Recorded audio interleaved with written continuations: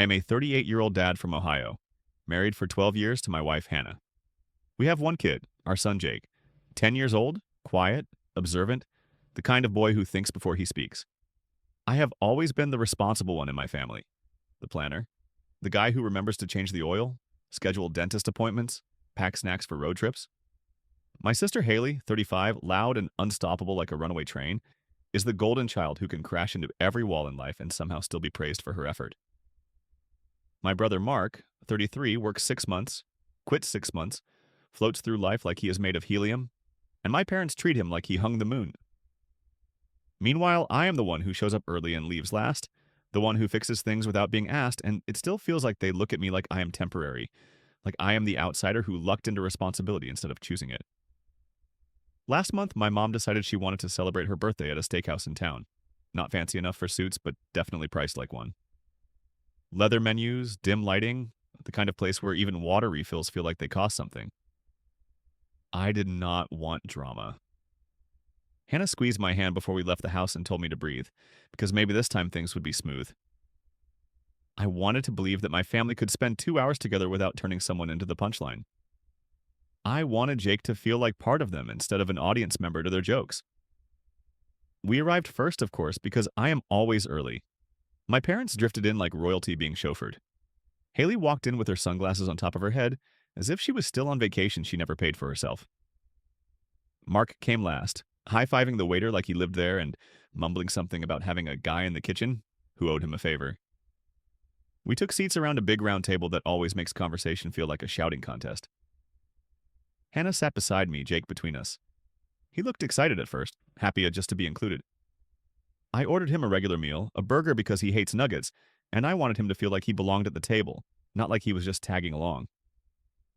Menus closed, orders taken, wine poured into crystal glasses that clinked like money. Everyone else ordered steaks the size of plates, appetizers stacked in the center like edible sculptures. Jake asked if he could get fries, said it quietly, like he worried someone would accuse him of wanting too much.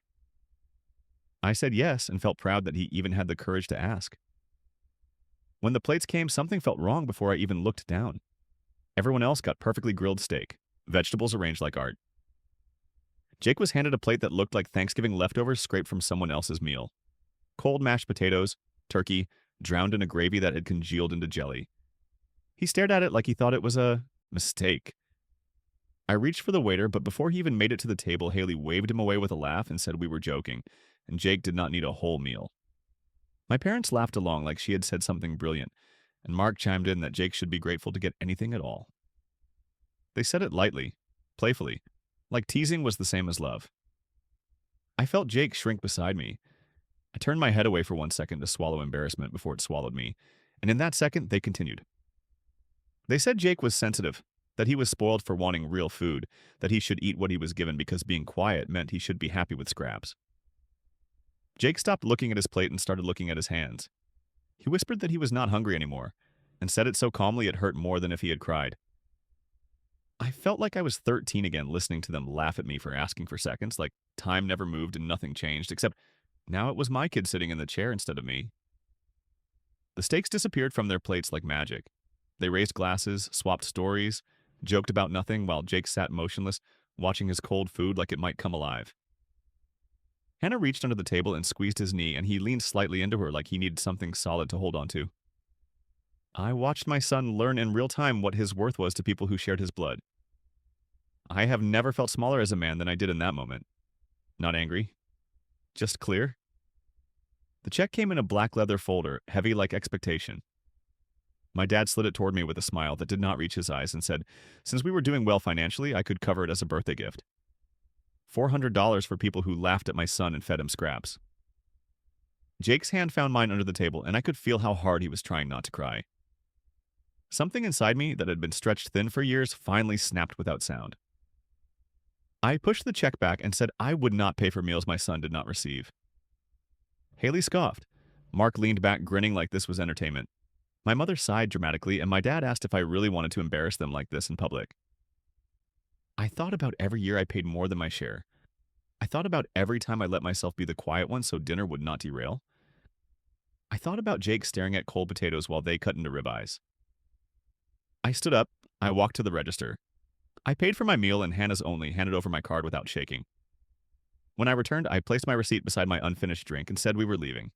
No yelling, no theatrics. Just done. We walked out while they stared, waiting for me to change my mind. Jake held my hand like it anchored him to something safe. In the parking lot, he told me softly that he felt better once we walked away, and I knew then that even if the dinner was ruined, something much more important was finally repaired. I did not plan for things to end like that. I did not want it to end like that, but it did. And now I lie awake wondering if I crossed a line or if I finally drew one. AITA for walking out without paying for everyone? Part of me wonders if I made a scene. Another part thinks my son deserved to see his dad stand up for him. The fallout was colder than the mashed potatoes they handed to my son. After we left that restaurant, silence settled over the family like frost on a windshield. No calls, no texts, no checking in. Just nothing. It felt like they all collectively agreed that I was the problem because I refused to smile while they humiliated my child. Days went by without a word, then a week. Hannah told me to take the quiet as peace, but there was no peace in it. Just a weight I carried in my chest, heavy like unfinished business. I knew they talked among themselves, though, even before I saw the proof. My sister Haley posted on Facebook a few days later, a passive-aggressive masterpiece about how some people are too ungrateful to treat family with respect, and how sad it is when money makes someone lose their values. No names were written, but she tagged half the extended family, and everyone knew exactly who she meant. Comments poured in praising her for her kindness, for paying the bill, for being such a giving daughter. My mother liked the post. My father added a laughing reaction. Mark shared it with a beer emoji. I stared at that screen longer than I should have, feeling old memories I never wanted to revisit tighten around my ribs like a belt. I did not respond. I did not defend myself. I was done performing for approval I'd never receive. The silence continued until last week. My mother called out of the blue, her voice clipped, annoyed. She did not ask how Jake was. She did not ask how Hannah or I had been. She said the steakhouse ran her card for the entire bill since her card was on file from the reservation. $280, she said I owed her.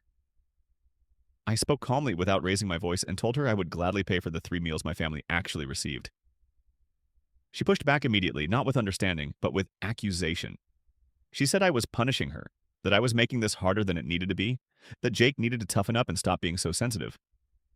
She said it like childhood should come with humiliation as seasoning. Jake walked in while she talked, heard enough for his eyes to drop to the floor. Later, when the phone was no longer in my hand, he quietly asked me if he was really too sensitive for not wanting to eat cold leftovers while everyone else got steak. That was the moment something inside me crossed from disappointment into something sharper. Anger was not loud or messy. Anger was cold. Anger was the realization that my son was starting to believe their words over mine. I knelt down and told him that respect is not earned by laughing at someone's expense. I told him he was not too sensitive. He was aware, thoughtful, polite, and none of those traits were weaknesses. Watching his expression soften was like watching a knot untangle inside his chest. He hugged me longer than usual that night. Hannah saw it happen. We did not need to speak to know we were thinking the same thing. The next morning, the tension lingered in the air like humidity before a storm. I went to work with a heaviness behind my ribs. It felt like I was carrying years of history all at once. Every time I swallowed words to keep the peace, every time I watched my sister praised for cruelty and my brother rewarded for irresponsibility, every time I let myself be the quiet one so they would not call me dramatic. I realized I had taught Jake that silence meant survival, and I hated that lesson more than anything. Hannah and I sat together that evening after Jake went to bed. We talked not about what happened, but about what would happen next. The dinner was one moment, but the behavior behind it was decades built and cemented. We admitted something we had avoided for years. Loving my family did not mean letting them treat our son like a prop for jokes. Hannah said gently that Jake was watching everything we did. He was learning from us how to handle disrespect, how to value himself, how to respond when people who should love him choose mockery over kindness. We decided then that we would no longer chase their approval. We would no longer show up first and leave last, hoping to be seen. We would no longer let Jake think he had to laugh to earn his place at a table set with conditions. We would protect the quiet in his voice instead of bracing him to survive their noise. We agreed to limit contact, not out of anger, but out of necessity. Not as punishment, but as protection. We would answer calls, but not rush to invite. We would visit for holidays, but not stay for dinners that turned into battlegrounds. We would show Jake that family should feel safe, not exhausting. I loved them, but love needed boundaries to stay healthy instead of becoming something that hurt. Not cut them off, but create space until they understood what happened wasn't a joke. The distance we created should have been simple: some space, some silence. A chance for them to think about what happened instead of twisting it into a story where I was the villain. I thought they would need time. I expected anger. I expected whispers and group messages without me in them. What I did not expect was for Haley to show up on my porch like she was delivering goodwill wrapped in frosting. It was a Wednesday afternoon, quiet except for Jake doing homework at the kitchen table and Hannah watering plants by the window. When the knock came, it echoed through the house in a way that felt too loud for the hour. I opened the door and there was my sister holding a cake with plastic roses on top, smiling, like the last month had been nothing more than a weather report. She smelled like expensive perfume and entitlement, wearing the same smile she uses when she wants something. She stepped inside without waiting for an invitation, setting the cake on our coffee table like it was peace offering number one. She complimented the house, walked like she owned the oxygen, and talked with sweetness so artificial it could have been pumped from a factory. Her eyes kept drifting around, not at the pictures on the walls, but toward where Jake sat, where keys might be, where a note might give her something she came to collect. It felt less like family visiting and more like a negotiation waiting for an opening. The smile never left her face when she explained why she came. She was going to Las Vegas with her boyfriend for a long weekend. She needed someone to watch her two kids. She said she trusted us more than anyone else, as though flattery would erase what happened at the restaurant. She slid a stack of glossy coupons across the table like they were currency made of gold. Free appetizer with entree, half off dessert with purchase of 2 steaks. Buy one kid's meal, get one free. I looked at them and saw the exact meal Jake never got. I told her no, not angry, just steady. I said we had other plans and I was not taking on childcare in her absence, especially not as a trade for coupons. She blinked like she was hearing a foreign language. She insisted I had a responsibility to keep family together. She said helping her was what good brothers do. She leaned forward as if pushing her expectations across the space between us. I could see it clearly in her face. She believed I owed her something, not as repayment, as hierarchy. I reminded her that respect is also part of family. The shift in her expression was like someone cutting power. Sweetness drained out of her eyes fast enough to leave a sting in the room. She said I was dramatic, too emotional, always making things bigger than they needed to be. She stood up without touching the cake again, like it tasted bitter now. She walked out with her back straight and her ego unbent, leaving that cake like a trophy for a fight she thought she won just by showing up. The door closed softly behind her, not a slam, which somehow hurt more. Jake had been silent through all of it. He watched like someone taking notes in a class that never taught kindness. After she left, he walked up to me carefully, like he wanted to check if saying his thought out loud was allowed. He asked why Aunt Haley thought we would babysit her kids if she made him cry at dinner. He said it plainly, like the world was simple and adults complicated it on purpose. I felt his words in my chest like a bruise forming from the inside. It hurt to hear how clear he saw it. It hurt that his childhood already included questions like that. But there was something else, too. Something grounding and quiet. He was not apologizing for feeling hurt. He was not shrinking himself to make room for their comfort. He was asking a question to better understand his own worth. Hannah looked at him like she was seeing a future version of him, tall and confident, unbent by expectations we once bowed under. We were teaching him what we were still trying to learn ourselves: boundaries, self-respect, the difference between being kind and being used. He was watching us choose him over tradition, over guilt, over the weight of being the responsible one everyone expects to carry the rest. We did not throw the cake away. We left it untouched on the counter until the icing crusted and the flowers dulled. It stood there like a monument to a line drawn in soft earth turning solid. Our son was learning boundaries faster than we ever did. The invitation came 2 weeks later, a group text from my mom with emojis and enthusiasm like nothing had snapped in the air between us. She said they were having a family barbecue in the backyard, grilling burgers, smoking ribs, bringing out the old patio lights they only use for holidays and illusions of harmony. The message read warm, as if she thought time erased things instead of revealing them. I stared at it for a long moment, thumb hovering above the keyboard. Part of me was tired of being the one who resisted. Another part knew saying yes without conditions would teach Jake that boundaries vanish when family wants convenience. So I answered with one rule. Jake gets treated with respect, or we leave. No teasing disguised as love. No scraps handed out like charity. No jokes that land like bruises. My phone buzzed with short confirmations. They agreed quickly, too quickly, like they thought it was a trivial request instead of the first boundary I'd ever drawn with a steady hand. We drove over on a warm Saturday evening. The air smelled like cut grass and charcoal, the kind of summer scent you remember from childhood long after the details fade. Jake bounced his knee in the back seat, the excitement and nervousness mixing in equal measure. The yard looked familiar. Same fence, same overgrown bushes, same lawn chairs with one leg shorter than the rest. Yet something felt different. Maybe it was the space we carved out for ourselves. Maybe it was the silence that let new things grow. Tablecloth clipped down so the wind would not rip it away. Chips and coleslaw in mismatched bowls. My dad manning the grill like a general of smoke and tongs. Mark handing out soda cans. Haley sipping iced tea and pretending she did not see us pull up. No tension, but not ease either. More like a table set between past and possibility. When it came time for plates, I watched closely. Jake stood in line behind his cousins, eyes cautious but hopeful. My mom handed him a plate, an actual full plate. A burger, corn, salad, the same as everyone else.